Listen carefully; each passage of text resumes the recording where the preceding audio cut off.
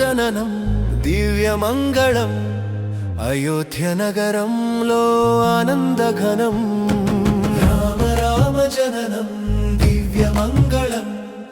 అయోధ్య నగరంలో ఆనందఘనం రావణుడు రాక్షసుడు త్రిలోకాలను బాధించే దేవతలను హింసించి అహంకారం చూపించే బ్రహ్మదేవుని వరంతో అజేయుడు అయ్యను లంకలో రాజ్యం చేసి అధర్మం పెంచెను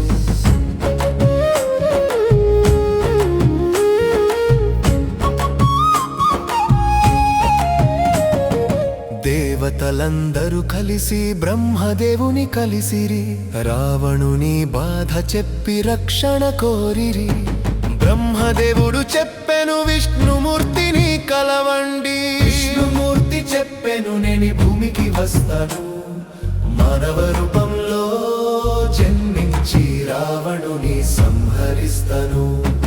4 దివ్య వెలుగులు భూమి మీద దిగెను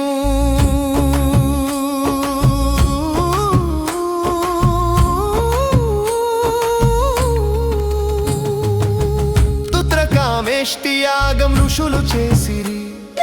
అగ్నిదేవుడు ప్రసాదం రాణులకు ఇచ్చిరి చైత్ర నవమి తిథి